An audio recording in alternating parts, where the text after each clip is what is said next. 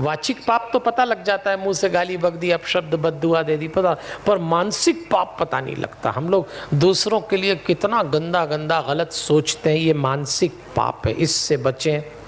फिर दान का वर्णन आया है। अब शिव पुराण में लिखा है सर्वेषामेव दानाम अन्नदानम परम स्मृत। वैसे तो सारे ही दान श्रेष्ठ हैं, पर कहते हैं अन्नदान सर्वश्रेष्ठ है, ऐसा लिखा है इसके अंदर। अन्नदानम परम स्मृतम, अन्नदान सबसे श्रेष्ठ है सज्जनों देवियों। मैं आपको इसीलिए याद दिलाता हूँ कि इस अवसर पे अन्नदान ज़रूर करिए, कहीं भी करिए। ऐसा नहीं हमारे यहाँ हमें ज़रूरत है तो हम मांग रहे हैं, सबको ज़रूरत होगी, लेकिन अन्नदान ज़रूर करिए और खुल के करिए, खूब करिए। आपको नहीं मालूम है अन्नदान क्यों ऐसा लिखा है सर्वश्रेष्ठ, इससे तृप्ति हो रही है, इससे आदमी को संतोष मिल रहा है, और आप कोई बहुत बड़ा काम भी नहीं कर रहे हैं, अन्नदान ही तो कर रहे हैं। मैं तो आजकल ऐसे लोगों को जानता हूं कि कोई अच्छी होटल में 4 लोग खाना खाने चले जाएं, 5,000 का बिल आता है। आप स्वयं किसी बड़ी होटल में बैठे होंगे, 250 रुपये की कम चाय नहीं आती है। हम सब कहीं ना कहीं 250 रुपये की चाय 1,500 हज़ार की थाली खा लेते हैं। और घरों में अब शादियाँ होते देखी है मैंने। एक शादी में मैं पिछले दिनों गया तो कुछ बातचीत चल रही थी, तो उसने मुझे बताया कि 2,500 की एक प्लेट वाला रिसेप्शन देंगे। 2,500 में एक प्लेट के रिसेप्शन को खाने वाले लोग जब धन क्षेत्र में अन्नदान खुलता है तो थोड़ा हाथ से कोड़ लेते हैं। ये न करें, खुल के दान करिए। आपका दान किस रूप में लौट के आपके वंश में आएगा आप नहीं जानते, खुल के दान करिए। इसीलिए हमारे अन्नदान की पेटियां लगी हैं, आप अन्नदान की रसीद कटा सकते हैं। हमारी संस्था को तो 80G की छूट है। आप शुभ काम करिए, लोगों को आवश्यकता है, जीवन बचाइए, विचार बचाइए, परिवार बचाइए। और उसके लिए जब आयोजन करते हैं तो उस आयोजन में ज़रूरत पड़ती है सब लोगों को, जिसको जैसा दान मिले दान ज़रूर करिएगा सज्जनों देवी, ऐसा इस पुराण में लिखा है। बहुत सारे दान हैं, यज्ञ दान करिए, हनुमान चालीसा के कोर्स में दान करिए, जहाँ आपको ठीक लगता हो, लेकिन दान ज़रूर करिएगा। दान का जब भाग लौट के आता है तो दिखता नहीं है, ऐसा कहते हैं। दिया हुआ दान का जब लौट के आता है दिखता नहीं है। आप अगरबत्ती जलाते हैं ना तो धुआं दिखता है, सुगंध नहीं दिखती। ऐसी जब आप दान देते हैं तो यदि आपका नाम पुकारा जाए तो वो धुएं जैसी है, पर उसकी जो सुगंध है वो दिखेगी नहीं, लेकिन आपके पूरे जीवन को महका देगी। इसलिए आवश्यकता पड़ने पे दान करिए। अब एक दिन पार्वती जी और शंकर जी बैठे हुए, पार्वती जी और शंकर जी की बातचीत आपस में चल रही, तो पार्वती जी ने शंकर जी से एक प्रश्न पूछा। उन्होंने पूछा कि आप मुझे बताइए मृत्यु के चिन्ह क्या होते हैं, आयु के प्रमाण क्या होते हैं, काल को कैसे जीता जाता है, क्योंकि जिसका जन्म हुआ उसको मरना है, तो कोई काल को जीत सकता है, आप मुझे बताइए। पार्वती जी बहुत चिंतनशील महिला थी, अपने पति से पूछ रही हैं। तो शिव जी ने कहा देवी प्रश्न तो तुमने बहुत अच्छा पूछा, लेकिन मैं तुमको आज एक बात बताता हूँ। देवता, दैत्य, यक्ष, राक्षस, नाग, मनुष्य, कोई भी काल का नाश नहीं कर सकता। काल से कोई जीत ही नहीं सकता, सबको मारेगा वो। जिसका भी जन्म हुआ है उसकी मृत्यु होके रहेगी। हाँ, एक व्यक्ति है, एक व्यक्ति है जो काल को जी सकता है, एक व्यक्ति है जो काल को समझ के काल का आनंद ले सकता है, और वह है योगी।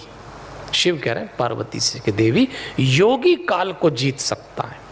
इसलिए हम बार बार आपसे कहते हैं खूब पूजा करिए, योग जरूर करिए, क्योंकि योग जैसे करेंगे तो जिस दिन आपके जीवन में मृत्यु की पदचाप सुनाई देगी, जिस दिन काल का देवता आपका दरवाजा खटखटाएगा, अगर आप अलर्ट हैं तो समय पे खोल लेंगे दरवाज़ा, उसका स्वागत कर लेंगे।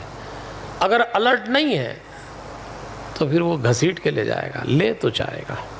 इसलिए योग, योगी, इस पे शिव जी ने पार्वती जी को समझाया और उन्होंने कहा प्राणायाम और योगाभ्यास से, शिव जी कह रहे हैं मैं नहीं कह रहा, देवी काल को जीता जा सकता है। इसलिए हम तो समय समय पे प्राणायाम, और इसीलिए वो जो कोर्स है वो इसीलिए करा है, वो प्राणायाम का हिस्सा है, इसलिए करिए उस कोर्स को।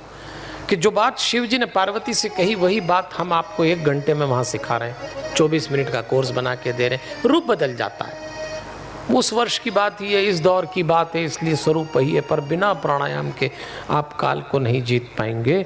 इसलिए यहाँ विधि बताई है, समय का उपयोग कर लीजिए। योग का एक और अर्थ होता है, वर्तमान के उपयोग करने का नाम मेडिटेशन है। वक्त चला जाएगा, किसी का लौट के नहीं आता, जिसको वर्तमान पकड़ना है उसको मेडिटेशन कर लेना चाहिए। फिर ये भी कहा, देवी योग करने बैठो तो शिव जी कह रहे हैं कई बाधाएं आती हैं, ऐसे सामान्य रूप से योग नहीं हो सकता। योग करने में जो सबसे बड़ी बाधा है, निद्रालस्यम महाविद्यम जित्वा शत्रुम प्रयत्नतः। शिव जी पार्वती से कह रहे हैं, देवी नींद और आलस्य इस साधना में बहुत बड़ी बाधा है। क्या बढ़िया बात बोली। और ये कमबख्त नींद जो है उसी समय आती है, कथा में आएगी, सुबह योग करने बैठे तो आएगी। कईयों को तो जैसी मेडिटेशन स्टार्ट करते हैं 2 ही काम होते हैं, या तो नींद आ जाती या खोपड़ी में वो सारे लोग घुस जाते हैं जो कभी नहीं घुसे, तो फिर थोड़ी देर सोचते हैं ध्यान हटाओ, लग तो रहा नहीं। नींद ध्यान में बड़ी बाधा है, नींद से मुक्ति पाइए। और नींद किन कारणों से आती है ये सब अलग मुद्दा, फिर कभी बात करेंगे आगे। अभी तो बात करने के लिए बहुत समय है।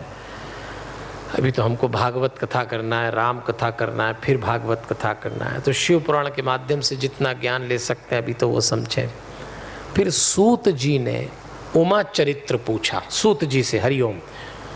ऋषि मुनि इकट्ठे हुए, उन्होंने कहा ये सब आपने बता दिया, अब जरा ये बताइए उमा चरित्र क्या है। अब उमा चरित्र में 3 देवियों की चर्चा आती है। एक बार एक राजा और एक वैश्य हार गए, वो दोनों मेधा ऋषि के पास गए, तो मेधा ऋषि ने बताया कि देवी की उपासना करने से तुम अपनी संपत्ति वापस पा सकते हो, तुम अपना राज्य वापस पा सकते हो। तो ऐसे महाकाली की कथा सुनाई कि ब्रह्मा जी, एक बार क्या हुआ कि विष्णु जी बैठे हुए थे तो उनके कान से मधु कैटब नाम के 2 राक्षस पैदा हुए।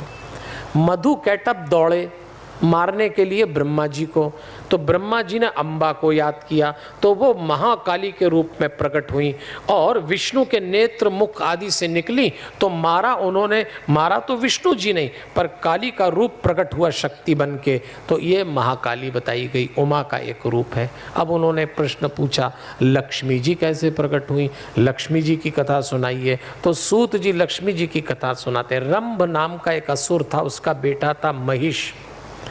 वो जो महिष था बड़ा अत्याचारी था, सारे देवता ब्रह्मा जी के पास पहुँचे, महिष के अत्याचार से मुक्ति दिलाइए। वहाँ शिव जी और विष्णु जी भी मौजूद थे। तो ब्रह्मा विष्णु शिव देवताओं की बात सुनने लगे, इनको क्रोध आया, तो शिव विष्णु के मुख से और अन्य देवताओं के शरीर के तेज से एक नारी प्रकट हुई। ऐसी प्रकट हुई कि देवी का मुंह शिव के तेज से प्रकट हुआ, उनके भुजाएं थी वो विष्णु के तेज से आई, उनके केश यमराज के तेज से बने, ब्रह्मा के तेज से उनके दोनों चरण बने, उनकी नासिका कुबेर से बनी और वो लक्ष्मी जी के रूप में प्रकट हुई। वो लक्ष्मी थी। शिव ने अपना शूल दिया, विष्णु ने अपना चक्र दिया और तब उन्होंने महिषासुर के ऊपर चढ़कर पैर से दबाया, शूल से कंठ में उसको डाला और महिषासुर जब दूसरे रूप में निकलने लगा तब देवी ने उसका सिर काटा। महिषासुर मर्दिनी बन गई लक्ष्मी के रूप में। ये भी कथा आती है। देखिए लक्ष्मी अगर उसका सदुपयोग ना हो तो ऐसा ही मर्दन कर देती है।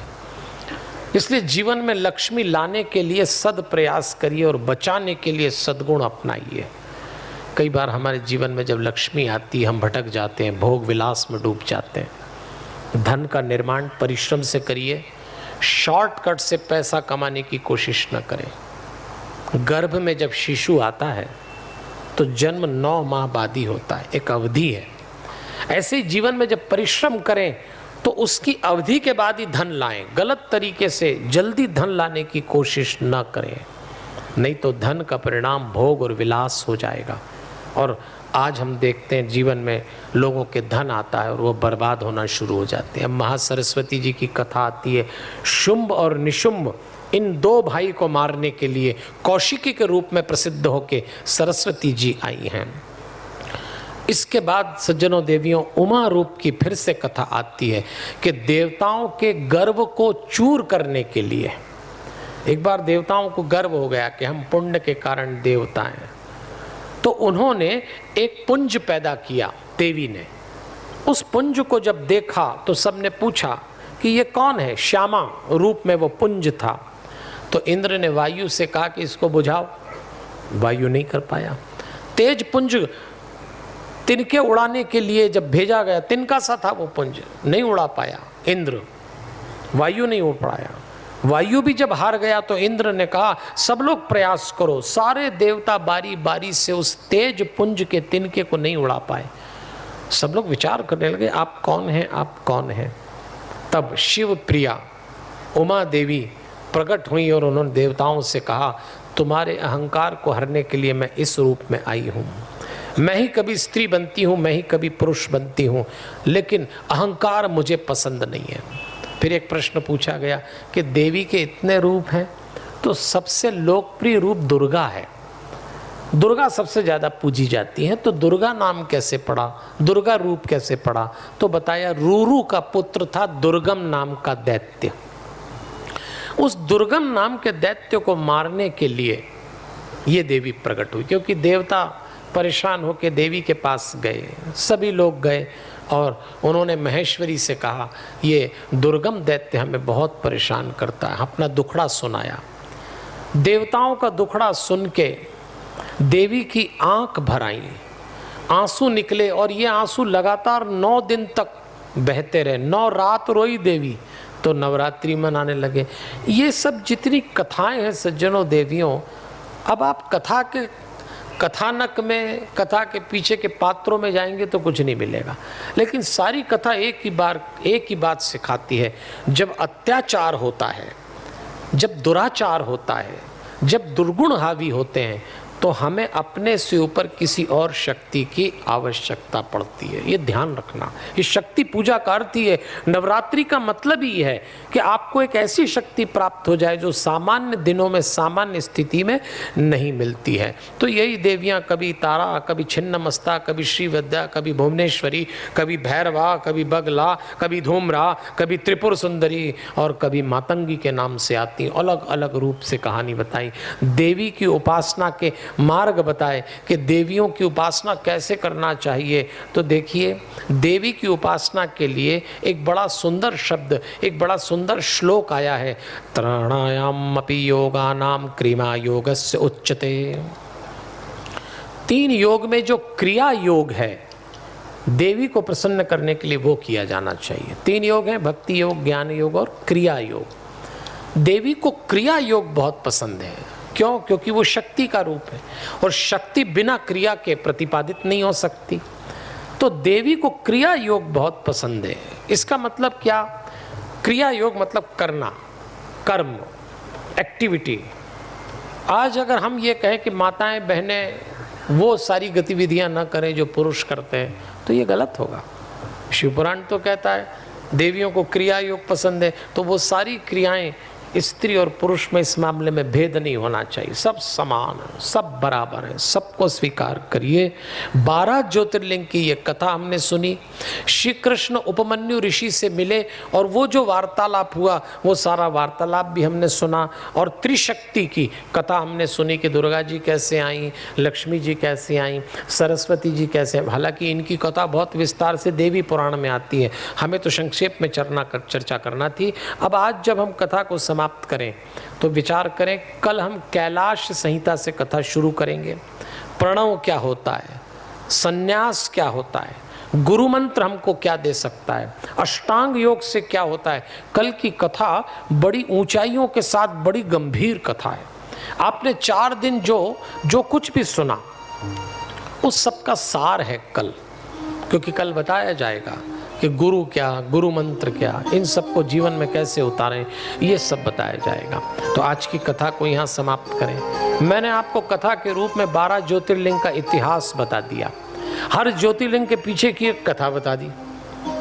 ऐसी ही दाएं बाएं कथाएं हमारे घरों में घटती है। हर ज्योतिर्लिंग का कहीं ना कहीं भाव हमारे पारिवारिक जीवन से जुड़ा है। ऐसी ही समस्याएं जो इन पात्रों के जीवन में आई, वो सब हमारे जीवन में भी आती हैं और हमको समाधान भी मिला। एक बड़ा समाधान 12 ज्योतिर्लिंग की स्थापना से हमको मिला। शिव कहते हैं मैं सब जगह बिखरा हूँ कल्याण के साथ, आनंद के साथ, प्रसन्नता के साथ। तो चलिए इस इतिहास को सुनने के बाद कल जब कथा का समापन पूर्णाहुति का दिवस हो, पंचामृत का 5वां दिन, कथा को भाव से सुनेंगे। आज इस दोहराइए इस इतिहास को जो शिव जी ने प्रसन्नता के साथ हमको सौंपा है। एक भजन करते हैं प्रेम से, जरा भजन को खूब प्रेम से गाइएगा और फिर आगे हम कथा का समापन करेंगे। कल ठीक 10 बजे पुनः आपसे भेंट की जाएगी। शाम को आरती होगी 6 सवा 6 बजे। लगातार कोर्स चल रहा है, जो व्याख्यान हम देते हैं उसकी CD किताब आपको उपलब्ध है। मेडिटेशन करने के लिए हनुमान जी की 7 चक्र की मूर्ति विभिन्न आकार में उपलब्ध है, लेके जरूर जाइए। कुछ ऐसा ले जाइए जो जीवन में आगे काम हो। और चलिए इस भजन को हमारे साथ गाइएगा। एक इतिहास है, इसे दोहराइए, सभी को प्रेम से सदा अपनाइए, सदा अपनाइए, सदा अपनाइए। जरा मुस्कुराइए, अमर संग आइए, दिलों की ये दूरियां मिटाते जाइए, जरा मुस्कुराइए, हमारे संग आइए, दिलों की ये दूरियां मिटाते जाइए, जरा मुस्कुराइए।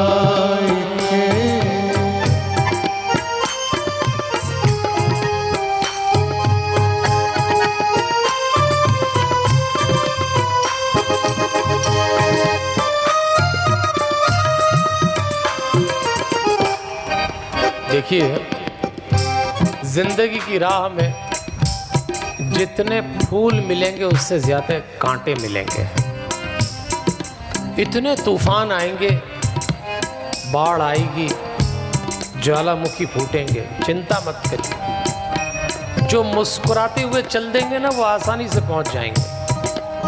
आंख में आंसू हो तो रास्ता अपने आप लंबा हो जाता है, होठों पे मुस्कान हो तो वही रास्ता छोटा हो जाता है। इसलिए मुस्कुराना कभी मत छोड़िए।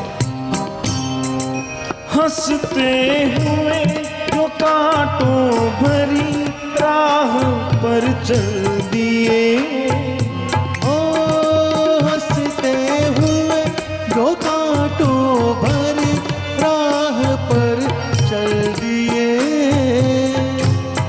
उन्हें थम कर तूफानों ने भी रस्ते दिए,